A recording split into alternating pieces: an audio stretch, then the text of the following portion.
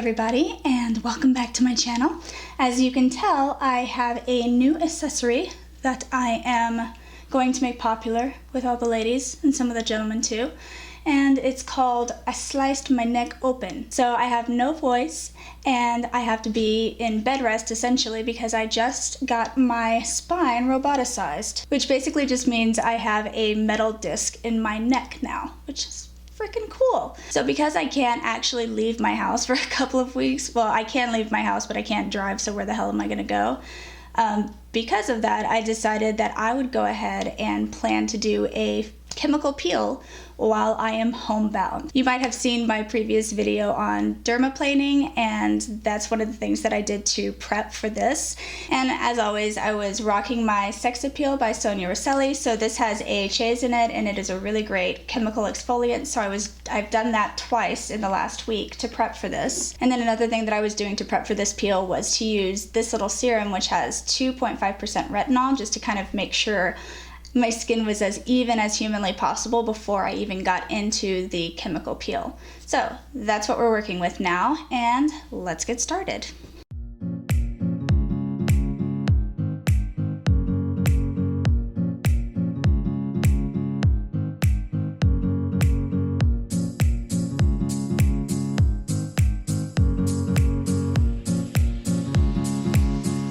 So there are a few things that you're going to need before you actually do this chemical peel, and one of them would be the chemical peel itself. So if you're buying a peel on the internet instead of going through a licensed esthetician or dermatologist, then you are most likely going to get something that is not quite as strong as you would get in the office. So I wanted to make sure that there were a lot of positive reviews, that they had people that had my skin type and texture represented there, and they had good results. So I feel pretty good about this. But I accidentally got 30 instead of 20, so I had to do yield patch test on my wrist. And this is after 2 layers, so I think we're good to go. You are also going to need 2 bowls. One of them has baking soda and water in it. If you're like, I cannot tolerate this shit on my face for 1 more second, then you can dip into this guy and be done with it. But generally speaking, all of these masks should neutralize themselves. So you've got that. You've got this, which is what you're going to pour your TSA solution in. I've got a couple of pieces of gauze. We want to have a couple of cotton rounds on hand and some Q-tips. And then we can't forget some sort of petroleum jelly, anything that's really like thick and almost Vaseline-like. This will work really, really well because you're wanting to cover up any areas that you don't want it getting into. You will also need some gloves because you do not want to do this with your bare hands, or your bare hands are going to be peeling for a week, and that's super yuck. And last but not least, for the peel portion of it, you're going to need some rubbing alcohol, so just isopropyl alcohol. So after the peel is done, I'll use a spray bottle to spritz on my face to kind of start the actual taking down of the acid, and I've got a wet rag too on hand here just in case I need it. After that, I'll put some of this aloe vera gel on, and I'll also use some A&D ointment. Alright, so let's get started. I'm going to take my rubbing alcohol and my cotton pad, and I'm going to soak the cotton pad in rubbing alcohol. So today, before doing this, I have exfoliated my face, and I have put the 2.5% retinol serum on it, and then I let that kind of sit all day. I had obviously moisturizer and stuff on it too, but now I'm going to take all of that down so that my face is ready to absorb the delicious acids. Ooh, that feels good. No, it does not. It's like a prep for what your face is gonna go through. And sorry about my voice. When they do this surgery that they do, they have to intubate you, so I feel like my throat is falling out. So I did just go around my eyes because I am going to do part of the lower part of my eye. You don't have to do that, obviously. It's up to you. Okay, now that that is finished, I'm gonna go in with some of my unpetroleum jelly, and I'm going to take that on a Q-tip and hit any of the areas that I know for a fact I don't want any of this stuff touching. So I put it right here at the corner of my eye, around the bottom, and I'm also just going to put it on my lash line because why not? And the other thing that I do is put it over my eyebrows because you don't want skin coming out of your eyebrow. That's not fun. Shit gets stuck. It's ugly. No, thank you. And then I'm going to go into the corner of my lips. And last but not least, certainly not least, you really want to get into your nostril because that would hurt. And your eyes are going to water anyway. just warning you. This is an acid peel. It does not feel good. With that being said, I'm gonna go ahead and stir up my neutralizer a little bit and have that getting ready to go. And I have this cotton pad for just in case I need to use my neutralizer. I'm gonna go ahead and before I put my gloves on, I'm gonna put a little bit of this in the bowl. You don't need much. And now I am going to put on my gloves. I'm going to fold up this gauze really tight, and I'm just going to kind of let it soak in there. And if I need to pour more of that out, then I can, but I don't like to start with too much. And I'm going to squeeze any excess out. You don't want any of this dripping. So squeeze until it can't drip anymore. And then we're gonna go around the perimeter of the face.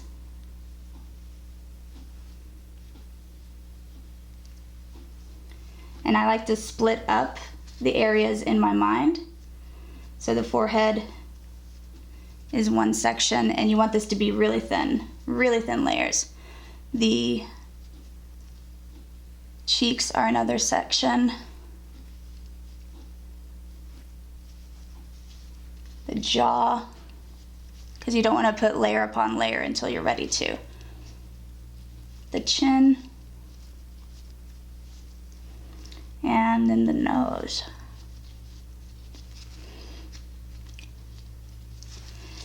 Okay, and then you're just gonna let that sit for a little bit, and it'll burn, and then it'll kind of let up, and that's when you know that you can do another layer, or if you feel like this is plenty for you, then just leave it here, because it certainly does feel bad. Now while I'm at it, I'm gonna get a little bit of that on my Q-tip and just put a little bit right there. Not too much, because I don't want to do a big peel.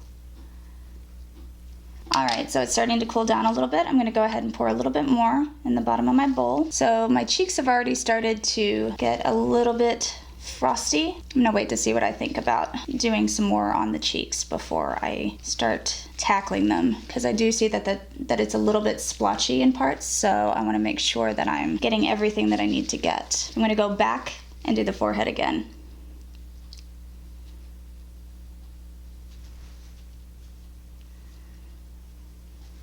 Make sure you get in between the eyes too. And I'm just gonna wait and let that sit a little bit before I decide what to do with the rest. And I think that's gonna be my last for the forehead. Like I said, this shit stings. Does not feel good. But also a lot of people like keep a fan next to them. I didn't really think about it. You can like point a fan or a cool shot of a blow dryer on your face, and that'll help you out a little bit. All right, I think I'm gonna do one more pass on the nose. One more pass on the cheek.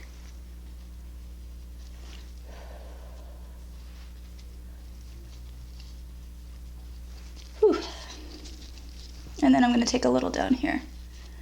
And I went ahead and neutralized it because I think it's pretty much done. Woo! All right, I am getting frosty. 30% was a little harsher than I anticipated, but whatever, it's done.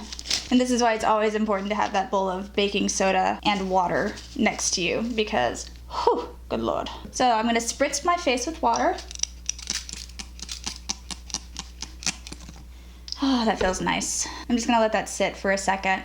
If this is like your first time doing this, obviously I would suggest you go to a dermatologist or an esthetician first, because it's acid. You need to learn how to use it. You can cause hyperpigmentation, which is ironic considering that a lot of people use this kind of peel to get away from hyperpigmentation. So just really make sure that you're confident with what you're doing, and you don't need to get a 20 or a 30. You can do the same exact thing that I've done with 10% and with putting on more layers. And you can tell the places that are going to turn brown too, because if it frosted there, then that's where you have a lot of damage. So it's going to turn brown within the next couple of days, and then it's going to start peeling. When it starts peeling, do not touch it. Do not. Bad. So I'm going to go into my aloe vera gel, and you don't need to wash your face for the first 24 hours. When you do wash your face, it needs to be with something very, very gentle and mild. I personally am very big on oil-based cleansers, and they tend to be very gentle as long as they're not heavily scented. So I personally would go for something that is more of an oil-based cleanser, because you want to put moisture in. You don't want to take more out. So if you're doing this because you're acne prone and you have a whole lot of acne related skincare at home, you need to purchase something different just to use for this. Something that's just really mild, moisturizing, something that'll get you through the peeling time. So now that the aloe vera has set in a little bit more, I'm gonna go into my A&D ointment and I'm gonna do a really, really thin layer all over my face. The other thing is, when you're doing these kinds of peels, you really want to make sure that you're not pulling on your skin a lot, especially when you have that skin that's going to be, you know, falling off and like flapping in the wind. You want to make sure that you're really babying it and that you're pushing the product into your skin rather than rubbing it around. My skin hasn't started to peel yet, so I'm not as worried. And I also only use A&D when it's like the first couple of days because it'll hurt a little bit. And that is it. Okay, now I will take you along with my healing journey, which sounds way more dramatic than it needs to for this. I will take you along for the ride for all of the peely steps, for like every oh my god, my face, what did I do? So just keep watching if you want to see how everything wrapped up and what I look like at the end. Hello everybody. So this is the second day. Ooh, that was me not knowing how many fingers to put up. This is the second day of the peel. This is the third day of my overall cervical disc replacement recovery. So I feel like total shit, but I wanted to give you guys kind of an update. I didn't give an update yesterday. Oh, there's my puppy. Puppy! So I didn't give you guys an update yesterday because there wasn't really anything going on, and also I slept almost all day. So today is the first day that I'm actually noticing changes in my skin, and it's just really tight right now. Like my face feels like I'm wearing a mask, essentially. It feels like when you do one of those peel off blackhead masks, when it gets really, really tight and you're about to peel it off, like that's what it feels like right now. So I just wanted to give you guys a little update.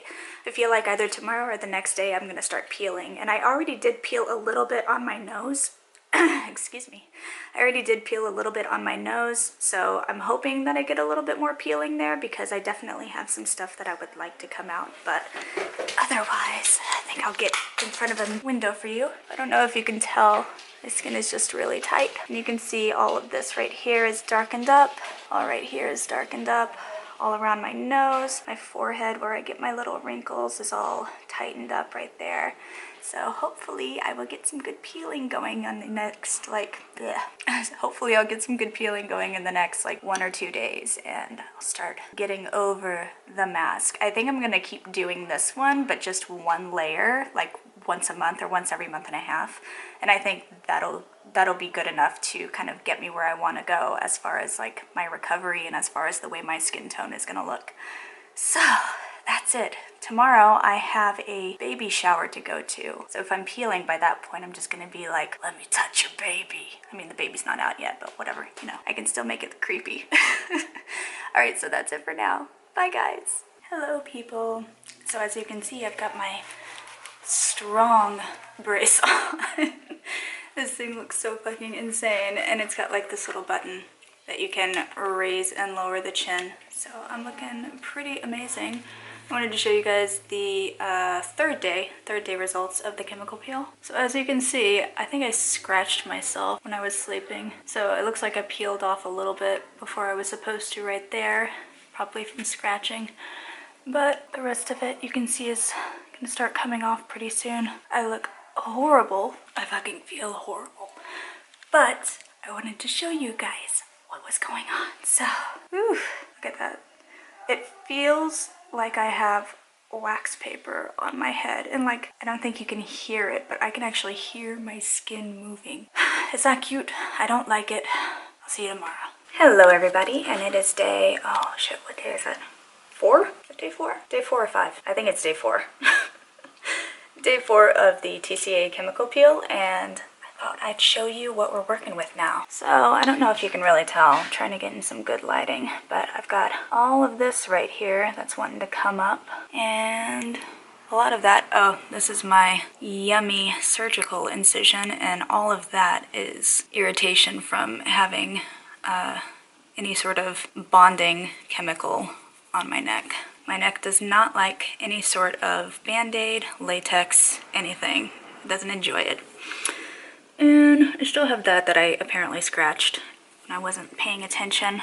I have some coming off here. I have a lot that wants to come off on my head. It's looking pretty papery. But that's what we're working with right now.